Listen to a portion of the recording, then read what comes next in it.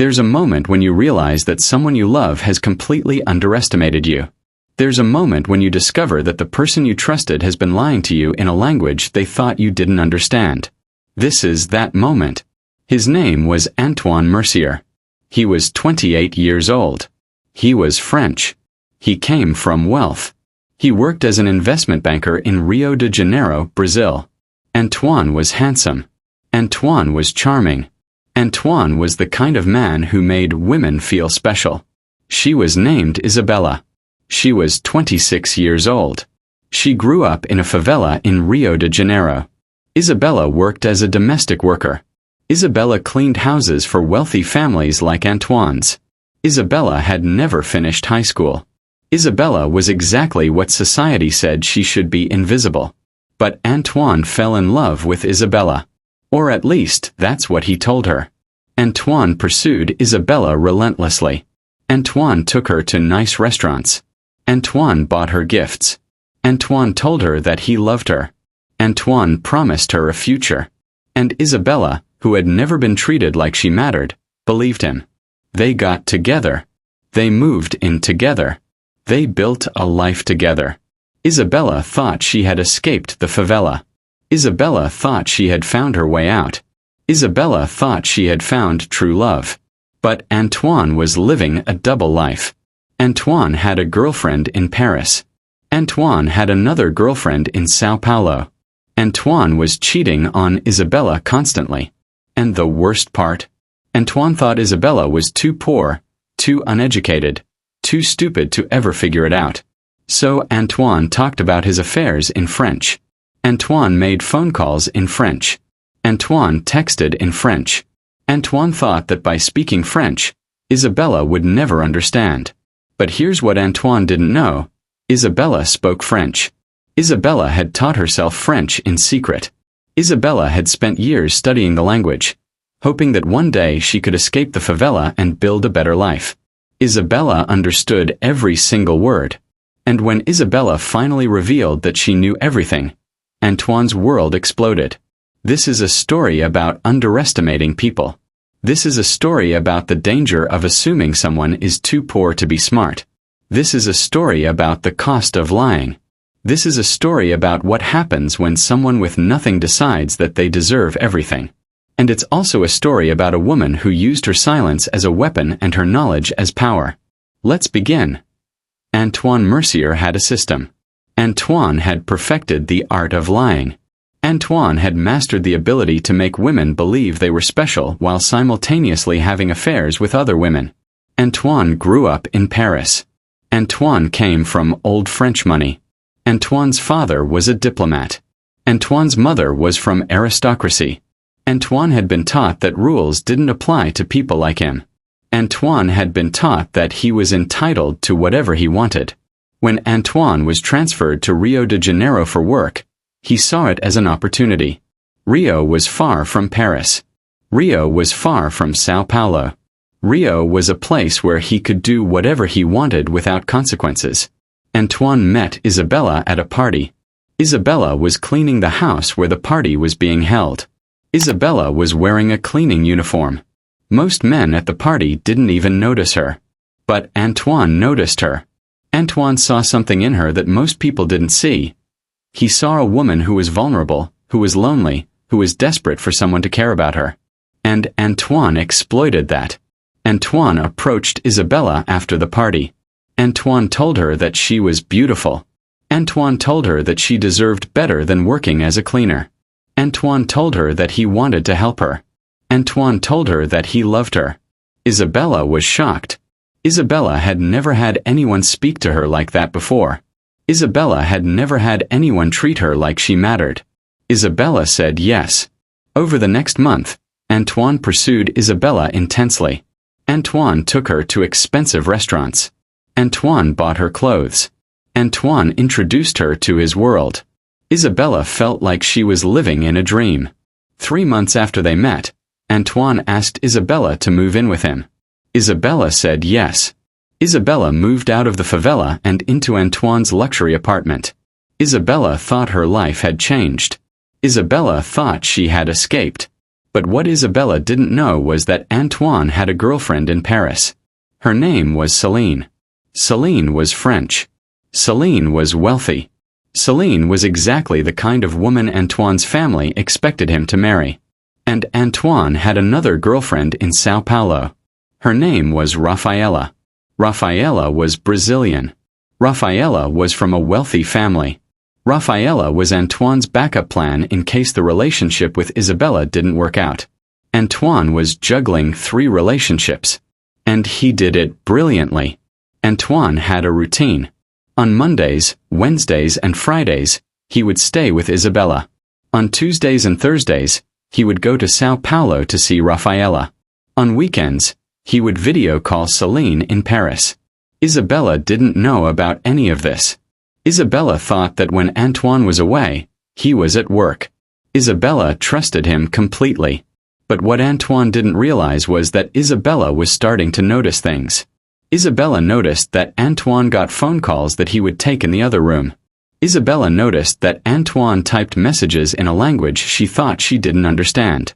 Isabella noticed that Antoine would come home smelling like perfume that wasn't hers. Isabella started to pay attention. Isabella started to listen more carefully. Isabella started to wonder if something was wrong. And then one night, Isabella decided to learn French. Isabella had always been smart. Isabella had always been resourceful. Isabella had never had the opportunity to go to school, but she was self-educated. She read books. She watched videos online. She taught herself things. So Isabella taught herself French. For 6 months, Isabella studied French in secret. Isabella would spend her days watching French movies with subtitles. Isabella would spend her nights reading French books. Isabella would practice French words in her head. Isabella was determined to understand what was being said in her own home. And slowly, Isabella started to understand. Isabella started to comprehend the French phone calls. Isabella started to read the French text messages. Isabella started to understand everything. And what Isabella learned was devastating. The first confirmation came when Antoine was on the phone with Céline. Antoine thought Isabella was asleep. But Isabella was in the kitchen, listening. And when Antoine spoke in French, Isabella understood every word. Antoine said, "I love you, Céline. Soon I will be ready to come back to Paris and marry you. I'm just keeping this favela girl occupied for now. She's useful. She cleans the house. She's good in bed. But she's not someone I could ever really be with.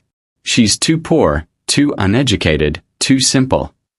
Isabella felt her heart break into pieces. But she didn't say anything. She didn't reveal that she understood. She just listened. "What about Rafaela?" Céline asked in French. "Rafaela is just a backup plan," Antoine said. "In case things don't work out with you. But you're the one I want to marry. You're the one my family expects me to marry." Isabella stood in the kitchen, shaking, understanding every word. Isabella wanted to scream. Isabella wanted to confront him. But Isabella also wanted to know the full extent of the deception. So Isabella kept quiet. Isabella kept learning. Isabella kept listening. Over the next month, Isabella heard everything. Isabella heard Antoine tell Céline that Isabella was boring. Isabella heard Antoine tell Rafaela that Isabella didn't understand him. Isabella heard Antoine tell his colleagues at work that Isabella was desperate and easy to manipulate. And Isabella realized something. Antoine was using her. Antoine had never loved her. Antoine had always seen her as something less than human. Antoine had exploited her vulnerability and her loneliness. And the worst part was that Antoine thought she was too stupid to ever understand what he was saying. Isabella made a decision. Isabella decided that she was going to confront Antoine. But not immediately. Isabella decided that she was going to document everything first. Isabella was going to record the phone calls. Isabella was going to save the text messages. Isabella was going to have proof of everything. For 2 weeks, Isabella recorded conversations. Isabella saved screenshots of messages. Isabella documented every affair, every lie, every cruel comment that Antoine made about her in French. And then Isabella made copies of everything. Isabella sent copies to her sister. Isabella sent copies to a trusted friend. Isabella kept copies for herself. And then Isabella confronted Antoine. It happened on a Tuesday evening. Antoine came home from work. He was exhausted. He was thinking about his trip to Paris the following week to see Celine. He was thinking about breaking up with Isabella before he left. But before he could say anything, Isabella spoke. "We need to talk," Isabella said in perfect French. Antoine's face went pale. "What?" "I said we need to talk," Isabella repeated in perfect, accent-free French. "About Celine. About Rafaela. About all of your lies." Antoine's entire body went rigid. "What are you talking about?" "I understand French, Antoine," Isabella said. "I've understood French for 6 months. I've heard everything. I've listened to every phone call. I've read every message. I understand everything." Antoine tried to deny it. Antoine tried to make excuses. Antoine tried to tell her that she had misunderstood. But Isabella had the proof. Isabella showed him the recorded conversations. Isabella showed him the saved messages. Isabella showed him the documentation of his double life and triple girlfriends. And Antoine understood in that moment that he had been caught. That his lies had been exposed. That the woman he thought was too stupid to understand anything had actually been understanding everything all along. The fallout was immediate and catastrophic. Isabella moved out the next day. Isabella packed her things and she left the apartment. But before she left, she did something that Antoine never expected. Isabella called Celine. Isabella called Celine's number. She spoke to her in perfect French. She told Celine everything. She told Celine about Rafaela. She told Celine about herself. She told Celine all of Antoine's lies. Celine was devastated. Celine had been planning her wedding to Antoine. Celine had been waiting for him to come back to Paris. Celine realized that everything he had told her was a lie. Then Isabella called Rafaela. She told Rafaela everything. She told Rafaela about Celine. She told Rafaela about herself. She told Rafaela that Antoine had been lying to all of them. And then Isabella went to Antoine's company. She presented the documented evidence of his affairs to his boss. She explained that Antoine had been using company time and company resources to conduct his affairs. She explained that Antoine was a liability to the company. Antoine was fired. Antoine's professional reputation was destroyed. Antoine's colleagues learned about his affairs. Antoine became a pariah in the investment banking community. And then Isabella did something even more devastating. She leaked the recordings to the media. The story became public. The story of the rich French banker who had cheated on 3 women simultaneously. The story of the poor girl from the favela who had caught him and exposed him. The story went viral. Antoine's family disowned him. Antoine's mother refused to speak to him. Antoine's father took him out of his will. Antoine's life imploded. And Antoine left Brazil. Antoine went back to France, disgraced and alone. Antoine tried to rebuild his life, but his reputation was destroyed. Nobody wanted to work with him. Nobody wanted to associate with him. Nobody wanted anything to do with him. But here's the thing about Isabella's victory. It came at a cost. Isabella had spent 6 months in a relationship with a man who had used her. Isabella had spent 6 months believing that someone loved her when in reality, someone was exploiting her. Isabella had spent 6 months feeling special when in reality, she was being treated as disposable. And even though she had exposed Antoine, even though she had taken revenge, even though she had won, Isabella was broken. Isabella tried to go back to her life. Isabella tried to forget about Antoine. Isabella tried to move forward. But Isabella couldn't. Isabella had been betrayed in a way that was too deep to heal. Isabella had been used in a way that made her question her own judgment. Isabella eventually moved back to the favela. Isabella couldn't stay in the city. The memories were too painful. The reminders of Antoine were everywhere. Isabella went back to cleaning houses. Isabella went back to her old life. But Isabella was different now. Isabella had learned a painful lesson about love and trust and the danger of believing that someone from a completely different world could actually love you. 5 years have passed. 5 years since Isabella exposed Antoine. 5 years since the scandal destroyed his life. 5 years since Isabella made the decision to stop being a victim and start becoming a warrior. Isabella is now 31 years old. She has rebuilt her life in the favela. She still works as a cleaner during the day, but that's not what defines her anymore. That's not what she's known for. Isabella is known for something much more powerful. She is known as the woman who created Linguagem de Poder. Linguagem de Poder. Language of power. Isabella started this organization 2 years ago, 3 years after Antoine left Brazil. At first, it was small. It was Isabella and 6 young women from the favela, meeting in a community center, learning English and French from someone who had taught herself these languages out of necessity and desperation. But something changed when Isabella started teaching. Something changed when Isabella began to share not just language, but power. Isabella taught these women that language was a tool.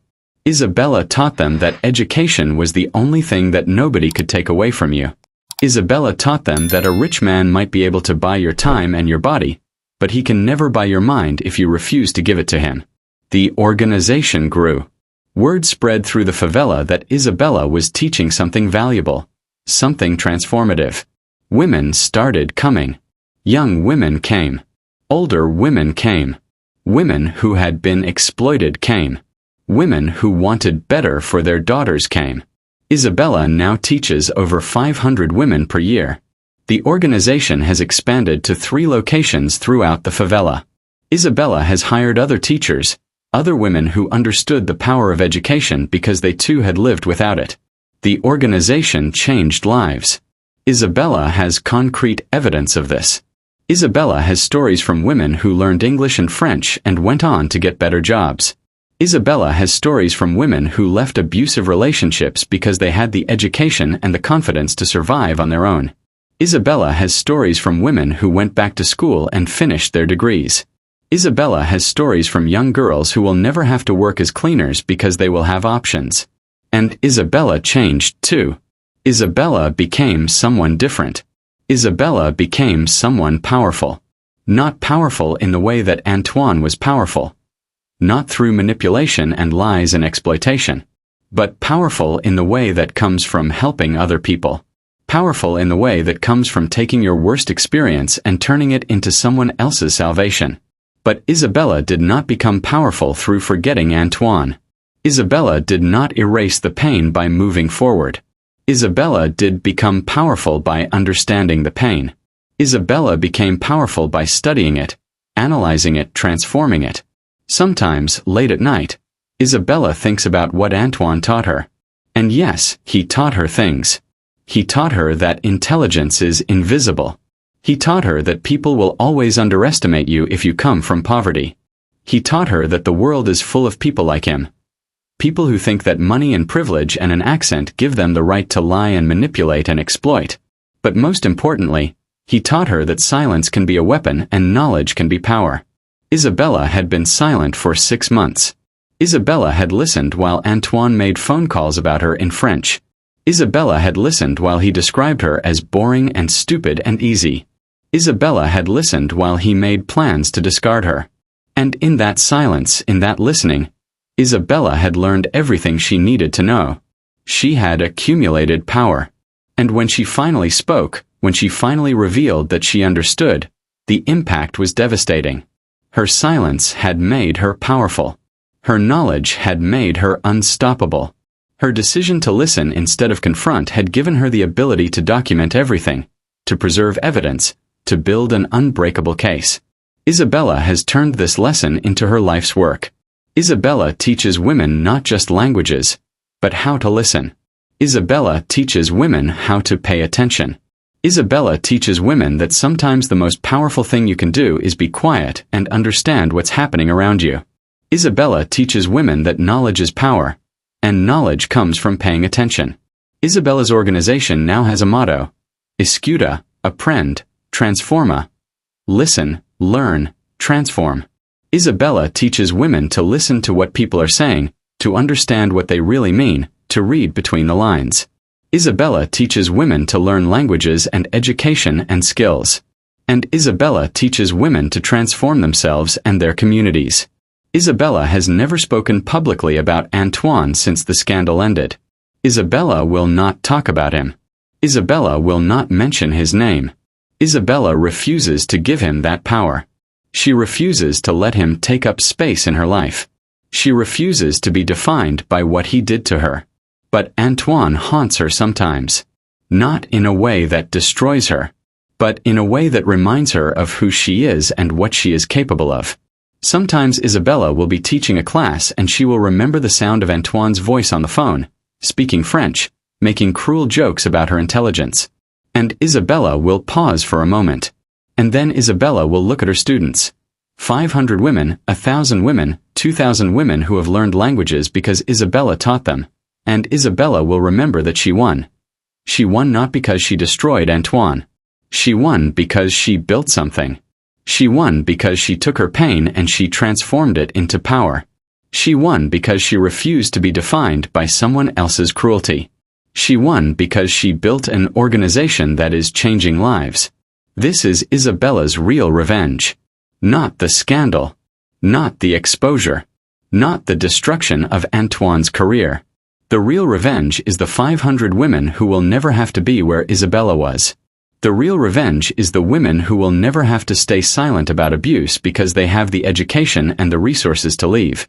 The real revenge is the girl from the favela who will go to university because Isabella taught her that she was smart enough.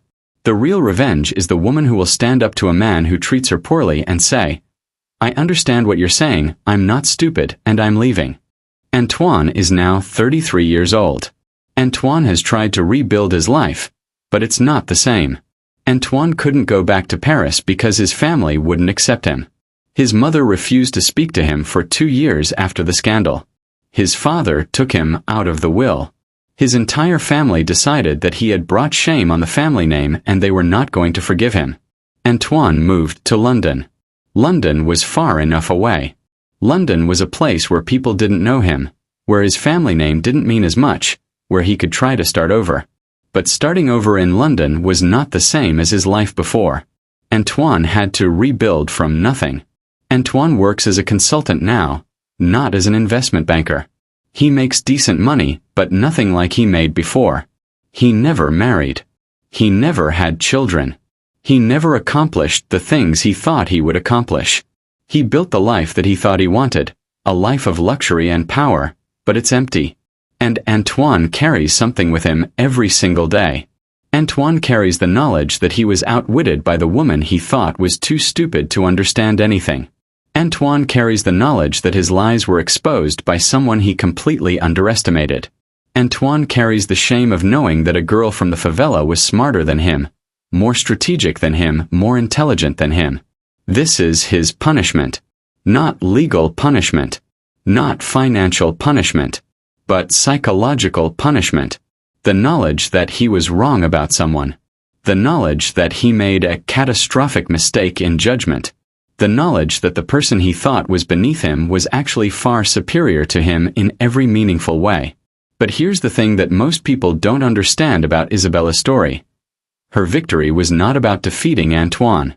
Her victory was about transcending him. Her victory was about refusing to be defined by what happened to her. Isabella could have spent her life bitter. Isabella could have spent her life angry.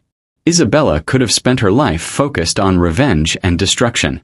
Many people would have understood if she had done that. Many people would have supported her if she had decided to make it her mission to destroy Antoine completely, to make sure he never recovered, to make sure he suffered for the rest of his life. But Isabella chose something different. Isabella chose to take her pain and transform it. Isabella chose to take her intelligence, the intelligence that Antoine had underestimated, and use it to help other people. Isabella chose to turn her worst experience into her life's work. And in doing this, Isabella became something that Antoine could never be. She became someone who actually mattered. She became someone who actually made a difference. She became someone who was respected and loved by the community. She became someone who was changing the world, one woman, one language, one opportunity at a time. Here's something that people miss when they talk about Isabella's story. People focus on the revenge, the exposure, the scandal. People focus on the dramatic moment when Isabella revealed that she understood French. People focus on the revenge porn of watching Antoine's life fall apart. But the real story is deeper than that. The real story is about what it means to be underestimated and what you can do with that underestimation. When Antoine thought Isabella was stupid, he revealed everything to her. When Antoine thought Isabella couldn't understand French, he said cruel things about her in front of her. When Antoine thought Isabella was too poor to be intelligent, he completely underestimated her capacity for strategic thinking and planning. And Isabella used his underestimation against him. Isabella used his assumption of her stupidity as cover for her intelligence.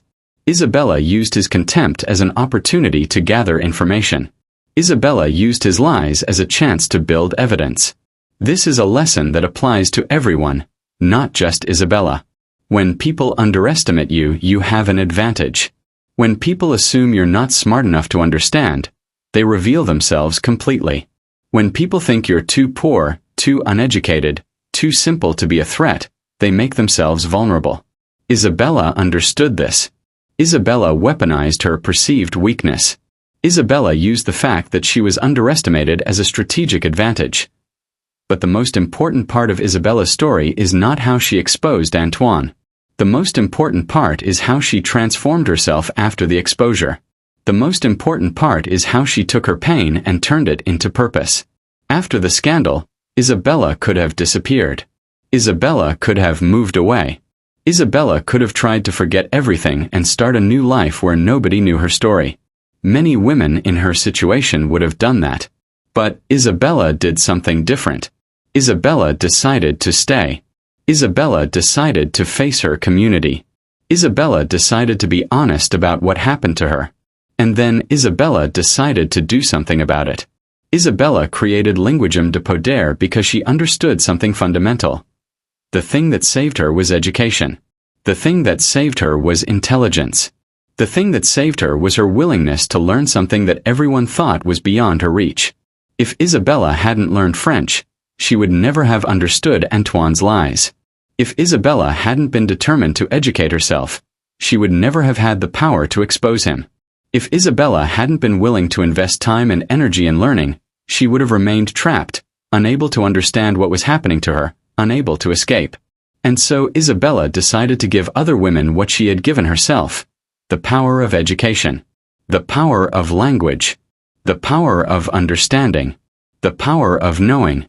Here's what I want you to understand about this story, and I need you to really hear this.